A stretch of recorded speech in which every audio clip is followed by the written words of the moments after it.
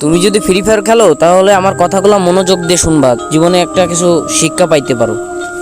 একদিন ফ্রি ফায়ারে আমি একটা মেয়ের সাথে অ্যাড হই এবং মেয়েটাও আমার সাথে অ্যাড হয় এবং তার সাথে অনেক দিন মানে 2-3 মাস প্রায় গেম প্লে করছি এবং সেও আমার সাথে গেম প্লে করছে। হঠাৎ একদিন আমারে বলতেছে যে তোমার নাম্বারটা দাও, এবং আমার নাম্বারটা আমি তারে দিয়ে দিছি।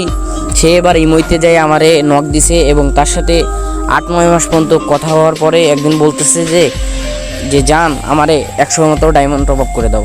অবশ্যই দিছি, 100 ডায়মন্ড টপ আপ করে দেওয়ার পরেও কোনো কিছুই নাই। এবং তার কিছুদিন পরে যাওয়ার পরে আবার বলতেছে জান আমারে না একটা অমুক একটা জিনিস আমার পছন্দ হয়েছে, ওইটা আমারে কিনে দাও। এবার দিছি, তারপরেও একদিন বলতেছে যে জান আমার টাকা লাগবে, কিছু টাকা দাও।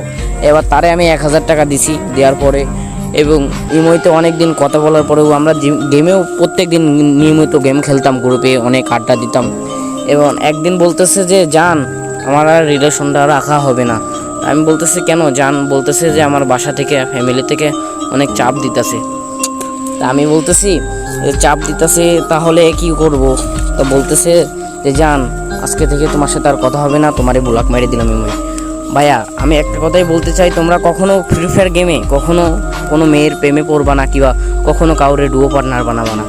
আমি তোমাদের এই কথাটাই বলতে চাই। আর ভিডিওটা কপি লিঙ্ক করে দাও যেন সব ফ্রি ফায়ার প্লেয়াররা যেন শুনতে পারে ভিডিওটা।